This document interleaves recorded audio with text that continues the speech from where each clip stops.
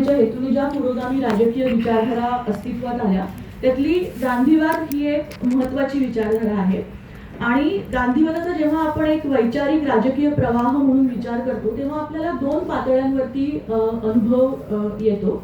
एक म्हणजे एकूणच प्रतिगामी उजव्या शक्तींकडून होणारी गांधीवादाची पद्धतशीरपणे केली जाणारी फेटाळणी आणि पिंगळटवारी, ज्याची परिणिती आपण मग गांधीच कसे देशाच्या फाळणीस जबाबदार होते किंवा मग एका गालावर मारली तर दुसरा गाल पुढे करा यासारख्या दंतकथांमध्ये आपल्याला त्याची कुठेतरी परिणिती होताना दिसते. आणि अशा प्रकारे गांधींना आणि गांधी विचारांना संपू पाहणारा जो काही एक उजवा प्रतिगामी फोर्स आहे त्याच्या विरोधामध्ये आपण सगळेजण ठामपणे उभे आहोतच. पण दुसरा जो एक आपल्याला गांधीवादाच्या अनुषंगाने अनुभव येतो तो असा आहे की आपण जेव्हा गांधीवाद ही एक महत्त्वाची राजकीय विचारधारा म्हणून तिच्याकडे बघतो तेव्हा गांधीवाद म्हणजे नेमकं काय, गांधीवादाचे महत्त्वाचे पैलू कोणते याविषयी वैचारिक आणि व्यावहारिक पातळीवर पुरोगामी चर्चा विश्वामध्ये, पुरोगामी विचार व्यवहाराच्या अवकाशामध्ये देखील आपल्याला वेगवेगळ्या प्रकारची मतांतरं असलेली दिसतात. खरं तर विचारधारांच्या बाबतीमधली असलेली मतांतरं ही काही पुरोगामी राजकारणासाठीची नवीन गोष्ट नाही. अर्थात आपण सगळेजण त्याचं स्वागतच करतो.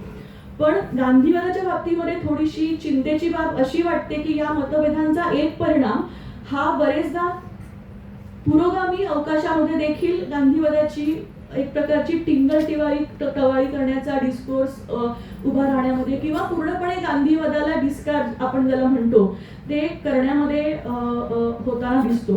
त्यामुळे मला असं वाटतं की उजव्या शक्तींकडून होणारी गांधीवादाची हेटाळणी आणि पुरोगामी विचार व्यवहारांमधून उभे राहिलेले गांधीवादाबद्दलचे मतभेद याच्यामधला जो एक गुणात्मक फरक आहे तो आपल्याला सतत अधोरेखित आपण तो सतत अधोरेखित करणं हे एक मोठं आव्हान आहे, ती आपली जबाबदारी आहे.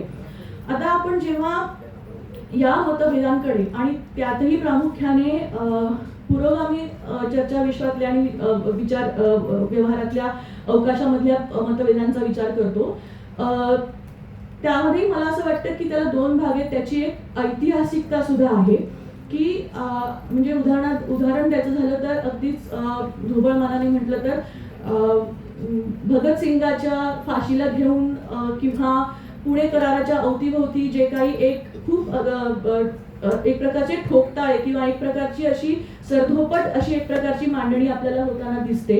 त्यामध्येही त्यालाही खूप सारे कंगोरे आहेत. त्याचे पण एक प्रकारचं गुंतागुंतीचं असं आकलन मला असं वाटतं की पुढे सतत आपल्याला त्याला रिव्हिजिट करणं एकसारखं आणि ते आकलन पुढे आणणं गरजेचं आहे.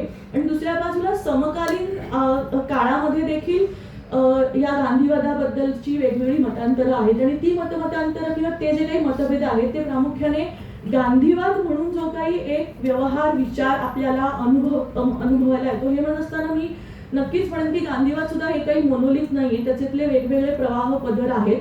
परंतु बरेचदा गांधीवाद आणि त्याच्याबद्दलचा जो काही सगळा व्यवहार विचार आहे ते राजकारण आहे ते ज्या प्रकारे अनुभवायला येतं ते अनेकदा आपल्यातल्याच अनेकांना आंबेडकरवादाच्या वरचं असेल किंवा एकूणच बहुजनवादी राजकारणावरचं आक्रमण वाटतं आणि ते वाटण्यामध्ये काही तथ्यही असू शकतात.